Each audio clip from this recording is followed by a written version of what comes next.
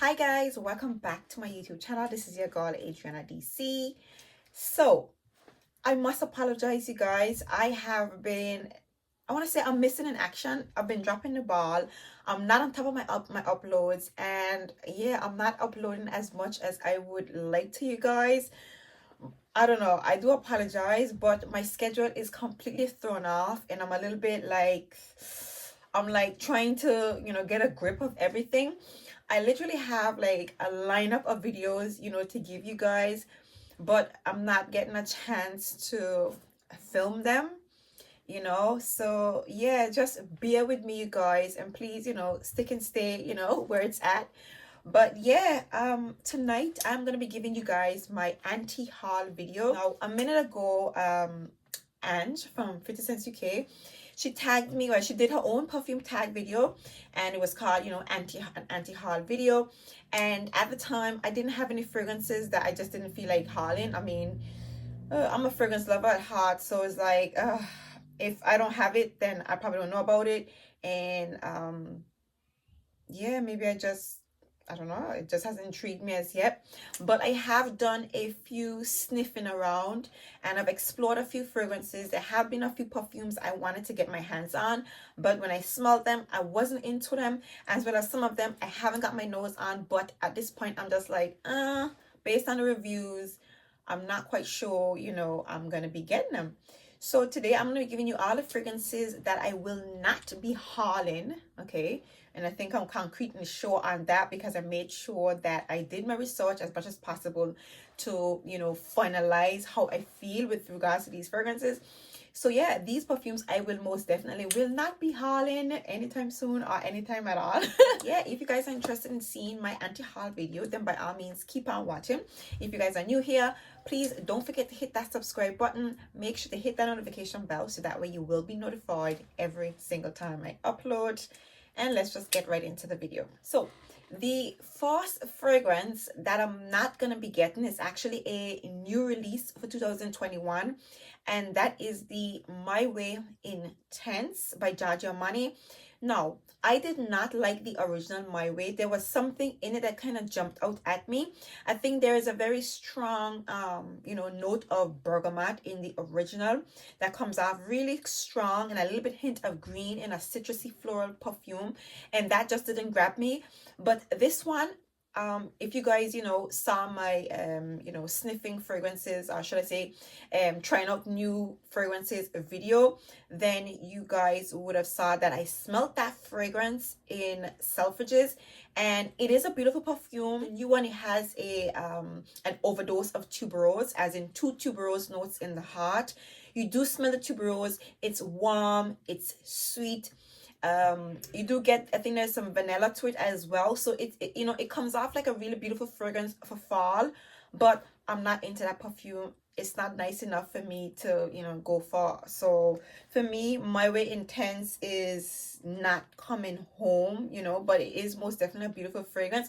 I'm just not really impressed with My Way that much. Okay, the next fragrance that I'm not going to be purchasing is Oud for Greatness by Inicio. Now, I also smelled this particular perfume in Selfridges, but if you guys recall, I actually hauled the Lattafa version.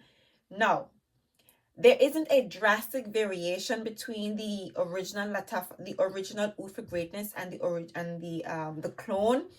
I would say, well, most people say there is quality. Quality gives the original a bit more points, but in all other cases, when a brand makes a clone and people say that when it comes to quality, it's drastically different. When it comes to Oud for Glory by Lattafa, this smells almost identical to, Oud for Greatness. And I am using the term almost to leave way for, any differences that I probably may have not picked up on, because, I'm sure there are some differences, they couldn't possibly create an identical fragrance. Some things would have been off automatically. So for me, the original Oud for Greatness cost £270. Now I bought the Lattafa version for about 30 something quid. So let's run it off. It's not even 40, but let's say 40. Is the difference between Oud for Glory and Oud for Greatness that you know, profound enough that I should go and spend 230 pounds to get the oud for greatness? Hell no. And considering the packaging, the bottle, the presentation, the perfume, the longevity, the scent of Oud for Glory by Lattafa, I don't need nothing else. So I most definitely will not be purchasing Oud for Greatness by Inicio. Next we have Oud for Happiness. I also smell this fragrance in my you know, trying out new fragrances video. This is beautiful. It is a little bit different from the Oud for Greatness. This one has a hint of green, some earthy tones to it, a little bit woody touches, I would say. So it has a hint of green, some earthy tones, woody notes. It's a little bit soft, a bit of sweetness to it. I get a tiny hint of creaminess in the Oud for Happiness. I like this perfume. I actually like Oud for Happiness. Is it enough? Do I like it enough to buy it for 280 quid? Absolutely not. Considering that, you know, good old Lattafa, you know, is capable of bringing is capable of bringing out something that's just as good. I'm just gonna be sitting by waiting patiently for Lattafa to give me their version of Oud for Happiness. So I most definitely don't think I'll be getting that one. In addition to that, when I have the bottle, I think, you know, these Middle Eastern fragrances, they got me so spoiled. Like when I have that bottle, it's like half the weight of Oud for Greatness. Give me the heftiness, the scent. I mean, once you spray the perfume on, you know, the way Lattafa does it, you could barely tell the difference. So give me the heavy bottle with a beautiful scent, just enough for a decent price, and I'll be happy. So we're gonna be passing on Oud for Happiness, but the bottle is absolutely majestic, you guys. Beautiful. The next fragrance that I most definitely will not be getting, and I'm disappointed, is Red Tobacco by Mancera. You guys, I have been obsessing over you know, tobacco fragrances, and I had the Red Tobacco in my trolley, just meditating on it, watching review after review, and listening to how people say how beautiful and strong and potent the tobacco is, and how long lasting it is, and it's sweet, and it's a beautiful scent. And listen, when I smell up, I didn't know what to do with the perfume. And yeah, I can't. Yeah, Red Tobacco, no.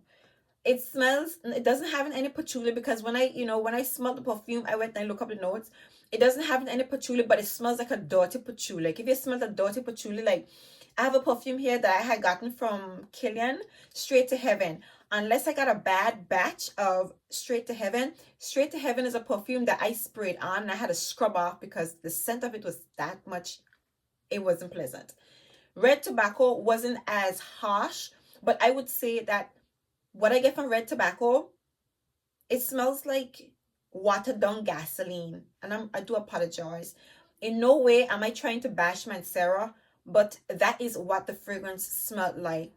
And I was looking forward to having it in my collection. It was very strong. I sprayed it on my hand, projected, it lingered on my skin, but it smelled like watered down gasoline, and I was extremely disappointed because I really had my heart, set on that tobacco fragrance. In addition to that, I wanted to give you guys a tobacco perfume video, but I'm short of a fragrance, so I don't even know. I'm trying to find an alternative. I'm trying to find some other tobacco fragrance that I'm into, but Red Tobacco is like a hell no for me. Hell no. Rose Barbarenza from Lancome. You guys also saw me smell this fragrance, and the funny thing is, I think a very long time ago I could swear that Nisha from Spicy Looks said that this perfume, or she heard that this perfume smells like feet. Oh my lord, listen to me. I don't know what this perfume smells like after it dries down, but I do know when you spray this perfume, the opening smells like days old sweaty socks. I ain't got nothing buying no perfume that smell like days old sweaty socks. I just can't. I don't get it. I don't understand. So that is like a hell no. Okay, next is the Versace Oriental Oud. Now, if you guys have been watching my channel lately, I've been hunting down all the, you know, the really good oud fragrances. And yeah, I like Middle Eastern oud fragrances, but I wanted to try out some of the Western, you know, oud fragrances or combinations. And let's just say Versace Oriental Oud didn't do it for me. Okay, for me, Versace Oriental Oud has a Dolce & Gabbana feel to it. Very light and very it's refined, but it's like a Dolce & Gabbana feel. Okay, and then it has slight, very very slight Oriental touches, so a fresh, bright Dolce & Gabbana vibe, if that makes any sense to you guys. And then it has Oriental touches. The oud isn't really, you do get the oud, it's there, but it's not the way I want my oud fragrances to be. It's like, if you're gonna do ouds, just do ouds and just go all the way in. Well, that's how I feel. Like, I want it to smell like it has an oud, and that one just didn't do it for me at all. The Versace Oriental Oud. The bottle is really really beautiful, and I really want to add it to my collection, but it definitely ain't, it ain't that sexy, you know. It ain't an ugly fragrance. It's not bad, it's just not how I want my ouds to be done. So that's Versace Oriental Oud. Next we have Oriana by Parfums de Marly. You guys recently saw me smell that fragrance as well. That perfume smells, it smells a little bit similar to Love Don't Be Shy. And I know you guys probably annoyed by people comparing every single fragrance that has that note of marshmallow to Love Don't Be Shy. But the truth of the matter is, it does give you slight resemblance to Love Don't Be Shy. It's just that it's not as light and fluffy and airy and as sweet as Love Don't Be Shy. For me, Oriana, the marshmallow note is a bit more compounded. It's a little bit it's, how do I describe it? It's a little bit stronger, right, in texture, because Love Don't Be Shy is, even though it's sweet, it's very soft, and like I said to you, it's fluffy. But the one from Oriana is not as finely blended. It is not as smooth, in my opinion, from what I remember. There are some other notes starring in this fragrance as well. I can't remember off the top of my head. It is a beautiful perfume. I didn't really like spray it on my skin to see how it dried down or whatever. It didn't move me, didn't blow me away. Yes, the bottle is beautiful, but it ain't beautiful enough. I really don't care for that fragrance, so I'm not getting it. That's Oriana. And Sooo deodorant from Sicily, right? So Sooo deodorant, beautiful bottle, you guys. Very exotic looking, different. And once again, Dubai has me completely spoiled. When I look at this bottle, like all I knew is that I was like, yes, this is something that I want on my dressing table. This perfume bottle is almost light like cardboard. It's almost light like cardboard. And no. The scent itself is a beautiful, it has a very prominent note of bergamot as well. So I open up with some bergamot. It's spicy, woody, incensey. It is dark, and it has some oud. Beautiful fragrance. Just the way I love my you know, my spicy woody fragrances to smell, you know, like my fall scents. But it's like, it's dialed down.